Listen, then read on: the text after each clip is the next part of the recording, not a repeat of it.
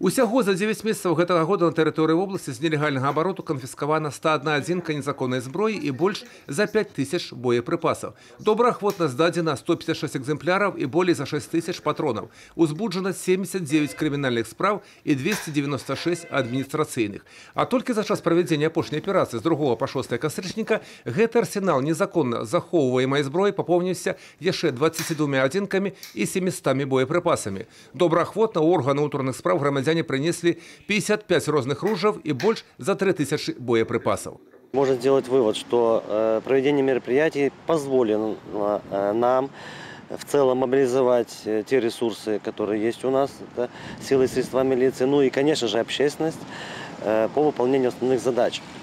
Основной задачей этих мероприятий, конечно же, это изъятие из незаконного оборота и выведение из незаконного оборота неучтенного оружия.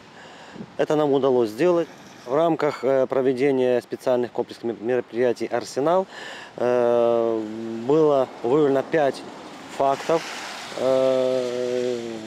по которым возбуждены уголовные дела. Усе гэтыя канфіскаваныя добраахвотна здадзеныя паляўнічыя, баявыя ружы, пісталеты і іншая агнястрэльная зброя прайшлі праверку ва ўправленні Дзяржаўнага камітэта судовых экспертыз Беларусі па Брэсцкай вобласці. Трапіліся і даволі цікавыя, са слоў экспертаў, нават у нечым вынаходніцкія экземпляры. Все, что приходило на экспертизу, было исследовано. В нашем управлении было проведено свыше 20 экспертиз баллистических. На экспертизу приходили охотничье оружие, которое незарегистрированное охотничье оружие, которое добровольно сдавали граждане, а также предметы, которые были выкопаны из земли, внешне сходные с оружием. В данном образце владелец самостоятельно изготовил ствол к данной винтовке. Были задействованы детали из винтовки Маузера модели 98, а также ложа неустановленного образца.